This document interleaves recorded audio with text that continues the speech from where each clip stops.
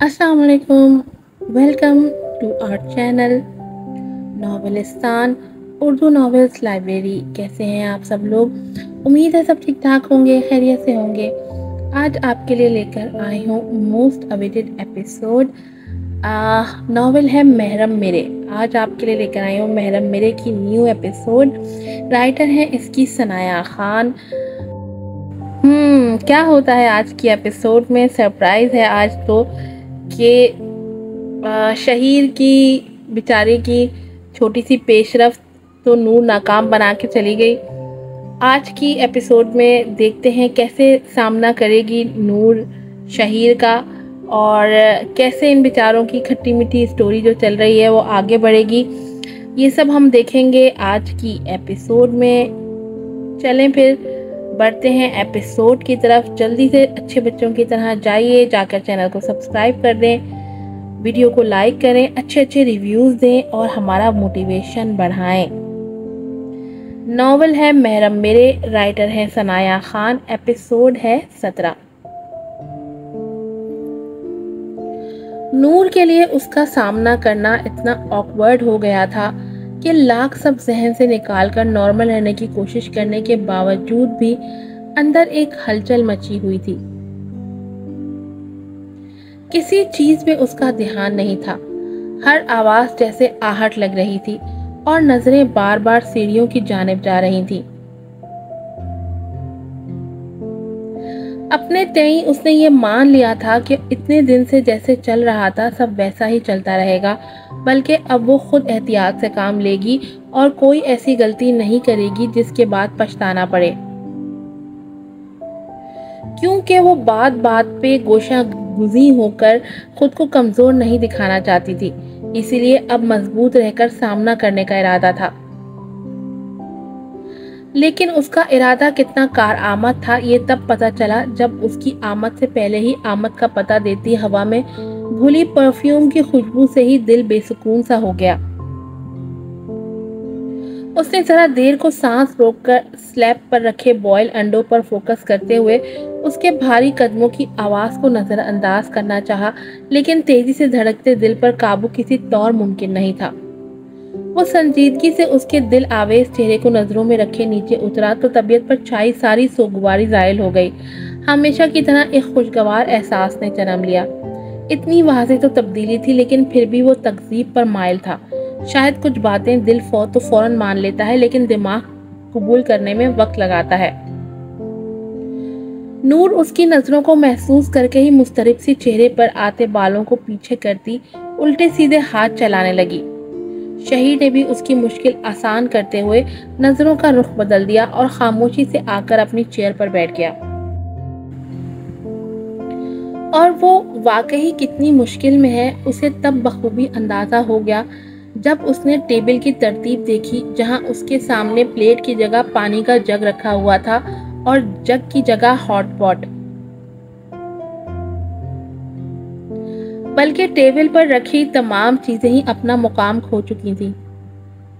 उसने तासुफ से सांस भरकर चेयर छोड़ते हुए पहले तमाम चीजें सही जगह सेट की, फिर खड़े खड़े ही जूस के चंद घूंट लेकर बाहर निकल गया ताकि नूर जो खुद साख्ता आजमाइश पे घिरी है वो खत्म हो।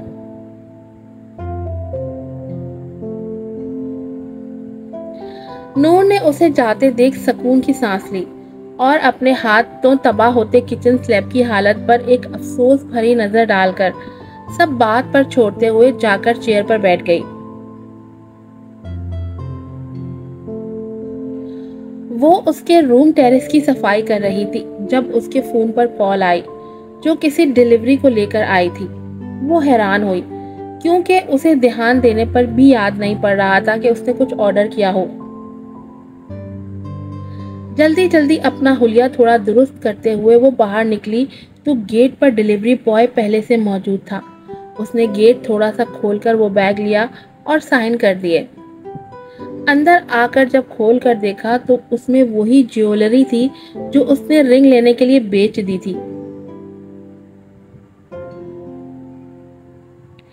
हैरत से एक एक बॉक्स खोलकर यकीन करने की कोशिश करती रही कि वाकई वही ज्वेलरी है या उस जैसी दूसरी है जब आखिरी बॉक्स के अंदर उसे एक नोट मिला जिस पर लिखा था उसके पैसे भी बाकी सारी रकम के साथ जोड़ लिए हैं, बरवक्त एक साथ सारे हिसाब किताब बराबर कर लेंगे। साफ साफ अल्फाज थे जिससे भेजने वाले की बाबत तो जान गई थी, लेकिन वो अल्फाज उसे कुछ गैर मामूली से लग रहे थे। यकीनन उसका मजाक उड़ाया गया था, लेकिन वो भी अज़म करके बैठी थी कि उससे लिए एक एक पैसे की अदायगी करेगी। इसलिए उन जेवरों को वापस पाकर भी उसे बिल्कुल खुशी नहीं हुई, क्योंकि कर्ज जो बढ़ गया था। उसने बेदिली से वो सब उठाकर लॉकर में रखा और वापस सफाई में लग गई। संडे था और सबसे बढ़कर खुद को प्रागंदा सोचों से परे रखना था, इसलिए मसरूफियत के बहाने उसने दिन भर में पूरे घर की तफसीली सफाई की थी। घर से फारिग होकर फिर अब गार्डन की तरफ रुक गया। तब एक दफा फिर उसका ध्यान गैरेज एरिया की तरफ गया, जो हमेशा से बंद था। पता नहीं वो गाड़ी वहां अंदर की बजाय बाहर क्यों पार्क करता था, लेकिन जो भी था उसने ज्यादा सोचे बिना वहां भी थोड़ा नजर सानी करने के इरादे से लोहे का भारी और बड़ा सा दरवाजा बड़ी मेहनत और मुशक्कत से धकेल कर खोला। अंधेरे में उसे कुछ भी नजर नहीं आया। हालांकि सामने की दीवार में ऊपर एक छोटी सी खिड़की थी, लेकिन शाम के साए फैलने लगे थे, इसलिए रोशनी अंदर आने में नाकाम थी। उसने अंदाजे से ही दाखिली दरवाजे के आसपास की दीवार में स्विच टटोला तो थोड़ी कोशिश के बाद कामयाब हो गई और गैराज जर्द मलगजी रोशनी से रोशन हो गया। तब उसने वहीं खड़े खड़े एक तायराना नजर उस धूल और जालों से अटी जगह पर डालते हुए काफी हद तक अंदाजा लगा लिया कि वो जगह बंद क्यों है। उसका दिल बोझल सा हो गया और जब आगे बढ़ी तो कदमों में भी बोझलपन महसूस हुआ। ढेरों कैनवस भरे पड़े थे, कुछ दीवार पर नस्ब थे तो कुछ स्टैंड पर तो कुछ जमीन पर पड़े थे। सब में एक मुनासबत थी और वो थी एक ही जात की मुख्तलिफ अंदाज, मुख्तलिफ रंगों में मौजूदगी, जिसे उसने पहली दफा देखा था, लेकिन जान गई थी कि वो कौन है जिस पर इतने रंग लुटाए गए। वो वाकिफ थी कि जिस शख्स से वो मंसूब है वो अपनी आंखों में किसी और को बसाए घूमता है। फिर कैसे मुश्किल होता है ये समझना कि ये सारे रूप भी उसी ने कागज पर उतारे थे। जहां वो खड़ी थी वहां का एक एक कोना उसकी दीवानगी की शिद्दत का मुंह बोलता सबूत था। शायद वो जितना समझती थी वो उससे कहीं ज्यादा गरक था उसके इश्क में। और ये इंकिशाफ उसके लिए कितने तकलीफदा थे सिर्फ वो जानती थी। बिना उसकी इजाजत के ही आंसू आंखों से निकलकर बेमोल हो रहे थे और वो एक एक धूल से अटी तस्वीर को देखती बदहवास सी आगे बढ़ रही थी। जब उसके पैर से कुछ टकराया, वो चौंक कर रुकी और बुझे बुझे अंदाज में झुककर पैरों में पड़ी ड्राइंग बुक उठाई। उसे खोल कर देखा तो शुरू से लेकर आखिरी सफ़े तक सिर्फ उसकी आंखें बनाई हुई थी और उन पर क्रॉस मारा गया था। शायद वो उसकी आंखें बनाने में कोई कमी महसूस कर रहा था, इसीलिए बेशुमार कोशिश करके भी आखिरी सफ़े तक ही नाकाम रहकर क्रॉस मार रखा था।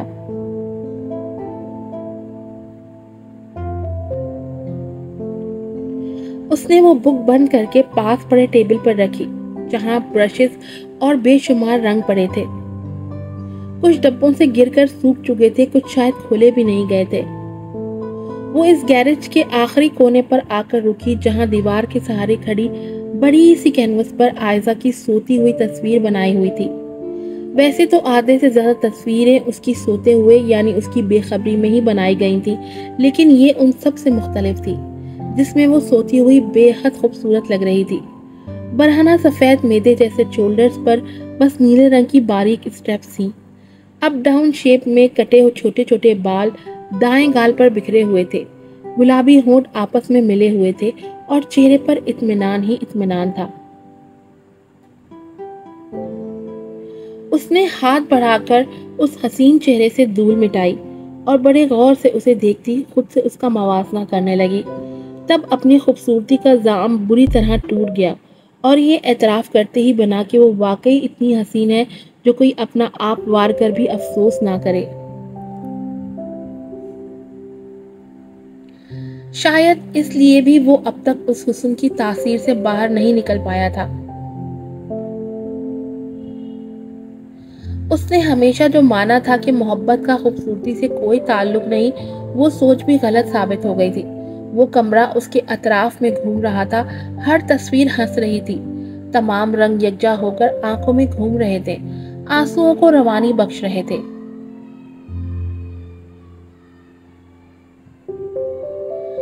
खुद की अकल उसे जता रही थी कि आंखें खोलकर देखो उस शख्स की जुनूनियत का वाज़े सबूत, और मान लो कि वो लाहासिल है। जितने भेद हैं उसके, तुम उसके मुकम्मल ज़ात तो क्या, उसकी ज़ाहिरी परतों को समझते समझते भी नाकाम रह जाओगे। और इस आवाज़ के जवाब में उसके पास कोई उम्मीद, कोई दिलासा नहीं था। एहसास शिकस्त से उसका दिल जैसे फटने लगा और वो शिद्दतों से रोती वहां से भागी। पीछे धूल में उसके पैरों के निशान छूटते गए। वो जितनी देर रो सकती थी रोती रही, पछताती रही कि जानते बूझते उसने कैसी जगह दिल लगाया है, जहां से उसे हर रोज ऐसे ही ज़र्ब पड़ती रहेगी और उसे तन्हा ही उन जख्मों से लड़ना होगा।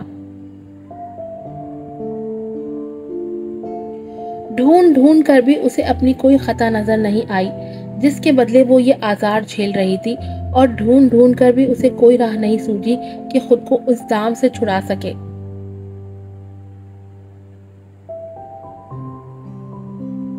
हर बात की तरह यहाँ भी सब्र करके उन तस्वीरों को दिमाग से झटकना चाहा, खुद को समझाया कि अब कैसा अफसोस, जबकि वो पहले दिन से ही ये हकीकत वाज़े कर चुका था। आंसुओं को रोकने की नाकाम सी कोशिश की, नहाकर फ्रेश हुई और खाना बनाने के लिए किचन में आई। लेकिन दिल था कि अफसोस कर करके थमने को तैयार ही नहीं था, और आंसू थे कि रुकने को राजी ही नहीं थे। वो कुछ भी नहीं कर पा रही थी, खुद को किसी तौर पर नहीं समझा पा रही थी। आयजा की वो गैरेज के सबसे कोने में रखी तस्वीर उसकी आंखों के आगे बार बार लहराकर आग को हवा दे रही थी। उसका वो पुरसुकून चेहरा पता नहीं कौन से पलों के राज और नयाज बयान कर रहा था, जिनके तस्वुर से वो हसद की लपटों में जल रही थी। और जब उसके लिए सहना मुश्किल हो गया तो वो एक खतरनाक इरादे पर पहुंची। आंसू बेदर्दी से रगड़े और किचन से मिट्टी का तेल और माचिस लेकर वापस बाहर आई। दुपट्टे के दोनों सिरे मिलाकर एक साइड में गिरा लगाकर छोड़ा। गैरेज से वो तमाम कैनवस निकाल कर लाई जिस पर तरमीम शुदा नक्शो निगार उसका दिल छलनी कर रहे थे। उसके कपड़े दोबारा से धूल में अटने लगे। शफाफ चेहरा मुतासिर हो रहा था। धूल से सांस लेने में दिक्कत हो रही थी, लेकिन वो बेपरवाही अपने काम में लगी थी।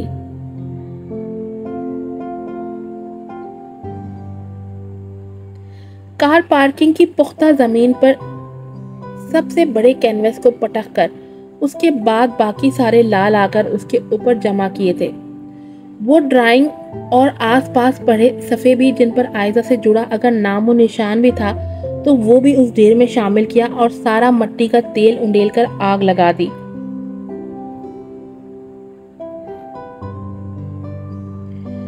हालांकि इससे हासिल तो कुछ भी नहीं होना था। वो इन तस्वीरों को जला सकती थी, मगर उसके दिलो दिमाग पर जो तस्वीरें चस्पा थी उसे नहीं हटा सकती थी। लेकिन ये जानते हुए भी अंजाम से लापरवाह उसने इतना बड़ा कदम उठाया, क्योंकि वो सब बर्दाश्त कर सकती थी, मगर ये हकीकत जो उसके बख्त में अजाब की मानिंद तहरीर थी उसे बर्दाश्त नहीं कर पाती थी। वो आग के ऊपर तक उठते शोले उसके दिल को सुकून नहीं दे सकते थे, लेकिन तपते दिल को कुछ पल के लिए ठंडक जरूर मिली थी। शहीर ने दूर से ही आग के भड़कते शोले के नजदीक उसे देखकर हैरान होते हुए बाहरी गाड़ी रोकी और तेज से चलते अंदर आया। हैरत से जलते ढेर के साथ उस पार खड़ी नूर को देखा, जो उसकी आमद से बेखबर थी या बेखबर बनी हुई थी। उसने हैरत से पुकारने को मुंह खोला ही था कि नजर उसके पीछे गैरेज के खुले दरवाजे पर गई, तो मामला कुछ समझ आया और बाकी कसर आग की लपेट से बचकर साइड में पड़े अधजले ड्राइंग बुक ने पूरी कर दी। पल के पल में उसके चेहरे का रंग बदला। गुस्से से दांत भींचे वो नूर को देखता भागकर दीवार नलके तक पहुंचा और उसे खोलकर पाइप हाथ में लिए आग के ढेर पर पानी मारा। लेकिन आग बुझाने तक सब कैनवस तकरीबन राख हो चुके थे। जो सालिम बचे थे वो सफेद से स्याह हो गए थे। उसने कर्ब से उन टुकड़ों को देखा जो सिर्फ कागज के टुकड़े नहीं, उसके कीमती लम्हे थे जिन्हें बड़ी आसानी से राख कर दिया गया था। वो पाइप क्यारी की जानिब फेंक कर बफरे अंदाज में उसकी तरफ बढ़ा जो वैसे के वैसे खड़ी थी। गुस्से से उसका बाजू दबोचकर अपनी जानिब झटका दिया। वो मुंह से सांस लेकर बिना हैरान हुए भीगी सुर्ख आंखों से उसे देखने लगी। शायद जवाबी कार्रवाई के लिए खुद को पहले ही तैयार कर लिया था। हिम्मत कैसे हुई तुम्हारी? किसकी इजाजत से ये दरवाजा खोला? किसकी इजाजत से मेरी पर्सनल चीजों को हाथ लगाया? किसकी इजाजत से ये कदम उठाया तुमने? जब वो बोला तो लहजा आग के जैसा था और आंखें भी पल के पल में सुर्ख हो गई थी। गुस्सा था मगर उस गुस्सा में भी अजियत आया थी। किसी की इजाजत से नहीं, अपनी मर्जी से किया है मैंने, क्योंकि आपके और अपने दरमियान से किसी तीसरे को हटाने के लिए मुझे इजाजत की जरूरत नहीं है। वो उसकी आंखों में देखते हुए निहायत आराम से बोली, जिस पर शहीर का जब्त टूटने लगा और बाजू पर गिरफ्त खतरनाक हद तक बढ़ी कि उसने दर्द के एहसास से सांस रोकी।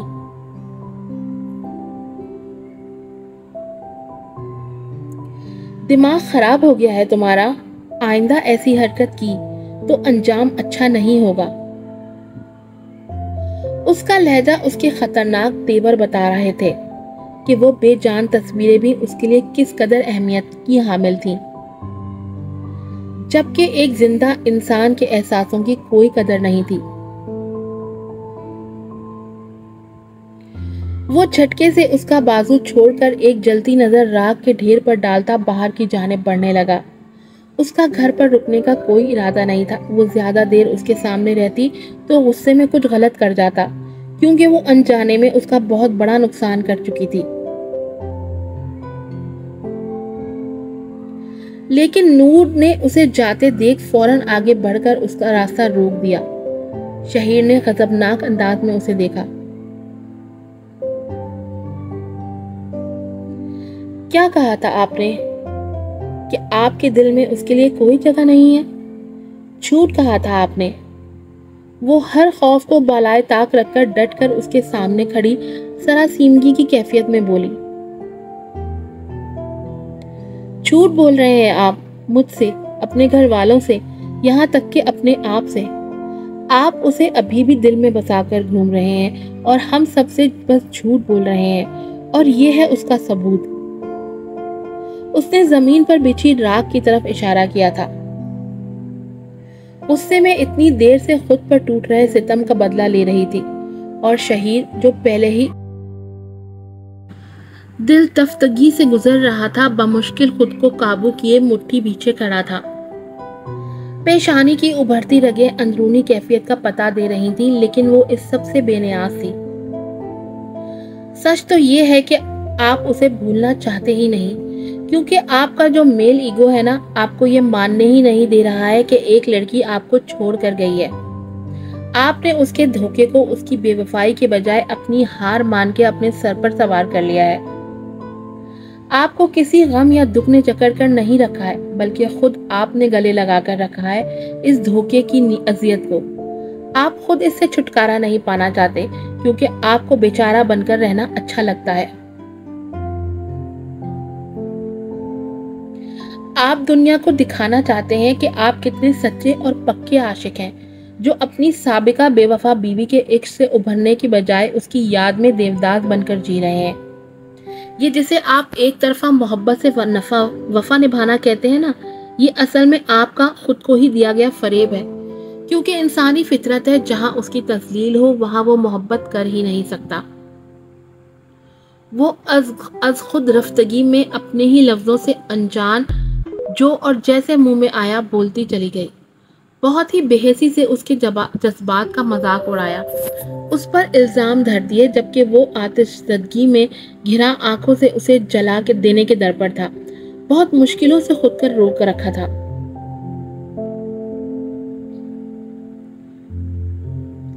कब तक जिएंगे आप इस झूठ के साथ?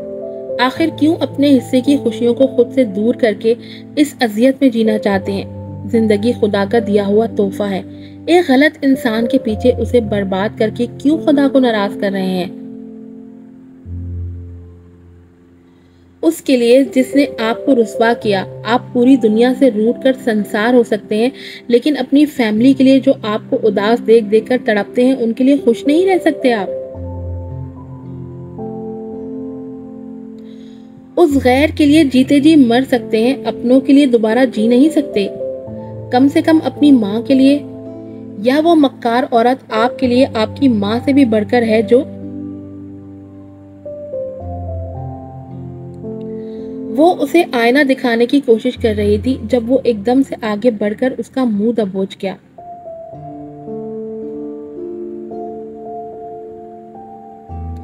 लफ्ज अंदर ही रह गए और दिल पल भर को रुका। आई से स्टॉप इट।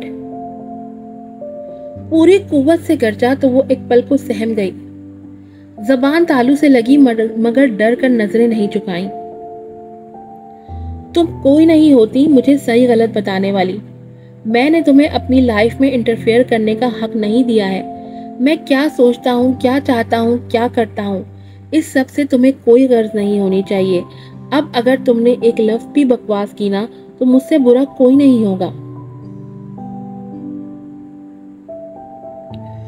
वो अपनी गिरफ्त धीरे धीरे सख्त करता निहायत गैज़ो गज़ब से भीचे लहजे में बोला। नूर ने दर्द से तड़प कर उसका हाथ झटका और पीछे हुई।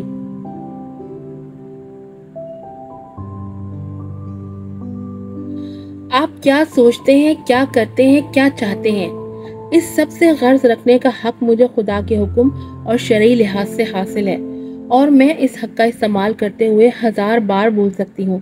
आप मुझे नहीं रोक सकते। वो भी जवाब में पूरी हिम्मत और तेज से चिल्लाई, इर्द गिर्द से बेपरवाह।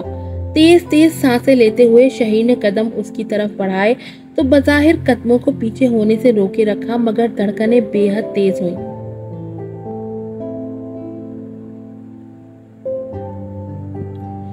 ये जो तुमने हक की रट लगाई है ना, इसे खत्म करने के लिए मुझे बस 2 लफ्जों की जरूरत पड़ेगी, और अगर अब तुमने मेरा रास्ता नहीं छोड़ा तो शायद मैं ऐसा कर गुजरूंगा।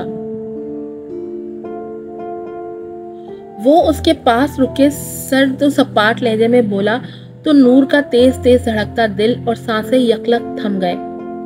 वो बेयकीनी से उसे देखती रह गई। हालांकि ये बात तो उनके दरमियान पहले भी बहुत वाज़ेह तौर पर हो चुकी थी, लेकिन अब जबकि जज्बात बदल चुके थे, उसकी धमकी से नूर की रूह लरस कर रह गई और कदम बेजान हुए, तो वो एकदम से गिरते गिरते उसके शर्ट को थामते हुए नीचे बैठ गई।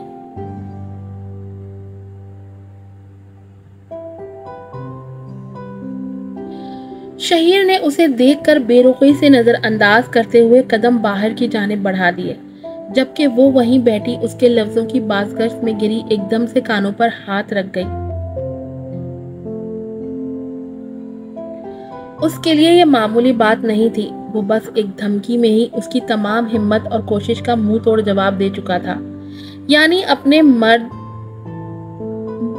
अपने मर्दाना इख्तियार का नाजायज इस्तेमाल करते हुए एक बार भी उसके बारे में नहीं सोचा था। नूर को अपना आप निहायत हकीर सा महसूस हो रहा था। वो अपने नज़दीक उसकी हैसियत आश्कार कर गया था, उसकी बहुत बुरी तरह तस्लील कर गया था, और ये बात इतनी शिद्दत से उसे इसलिए तोड़ रही थी क्योंकि उसने दिल के मामले जोड़ लिए थे, और अब दिल कह रहा था कि अगर वाकई वो ऐसा कर जाए तो इससे आगे वो सोचना भी नहीं चाहती थी। वो आंसू साफ करते हुए उठी और बाहर की जानिब बढ़ गई। वो उसके ऐसा करने से पहले ही उसके घर और जिंदगी से निकल जाना चाहती थी। न आधी रात होने का ख्याल किया, न अपने तन्हा होने का, न ही खौफ न डर।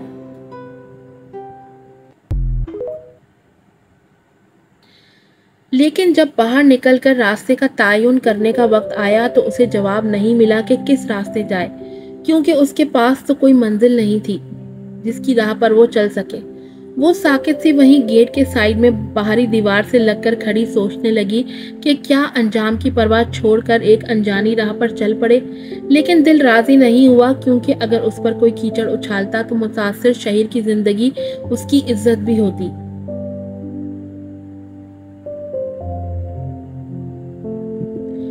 वो अपनी सी सोचों में घिरी थी जब उसकी आंखों पर गाड़ी की लाइट्स पड़ी। उसे लगा शहीर वापस आ गया है शायद उसका ख्याल करके, लेकिन ये उसकी भूल थी। उसे यूं बिखरे बिखरे अंदाज में घर के बाहर खड़े देख रईसा बेगम धड़कते दिल के साथ उसकी जानिब बढ़ी। नूर, क्या हुआ? इस तरह क्यों खड़ी हो? शहीर कहाँ है? बताओ बेटा, मेरा दिल घबरा रहा है। वो उसका चेहरा बेचैनी से थामे सवाल पर सवाल कर रही थी। साथ ही नजरें अंदर शहीर की भी मतलाशी थी, जबकि नूर खाली खाली नजरों से उन्हें देख रही थी। उसके वापस लौट आने का भरम भी टूट गया था। वकार साहब भी गाड़ी से बाहर निकलकर हैरत से मामले को समझने की कोशिश कर रहे थे और साथ ही फोन निकालकर शहीर का नंबर डायल किया था, लेकिन बेल बजने के बावजूद कोई जवाब नहीं मिल रहा था। नूर, क्या हुआ है? रईसा बेगम ने भीगी आवाज में बेबसी से उसे पुकारा तो वो उसी खामोशी से उनके गले लग गई और आंखें बंद कर ली। आज की एपिसोड यहीं पर ख़त्म होती है, बहुत ही भारी दिल के साथ। किसी भी औरत के लिए बड़ा कड़ा वक्त होता है जब आपका हस्बैंड आपको झगड़े के दौरान या किसी भी बात के दौरान ये कह दे कि मैं 2 लफ्ज़ बोलकर तुमको फारिग कर सकता हूँ। उस वक्त आपको अपनी ज़िंदगी बिल्कुल ख़त्म हुई लगती है। शहीर के इन अल्फाज ने नूर को तोड़ा होगा, लेकिन साथ मुझे भी बड़ा तोड़ा है यार। खैर, बहरहाल वीडियो को लाइक कीजिएगा, शेयर कीजिएगा, अच्छे अच्छे रिव्यूज़ भी दीजिएगा। वीडियो के एंड में दूसरे नॉवेल्स की स्नीक्स लगा रही हूँ, वीडियो को एंड तक ज़रूर देखिएगा। फिर मिलूँगी आपसे। अस्सलाम वालेकुम।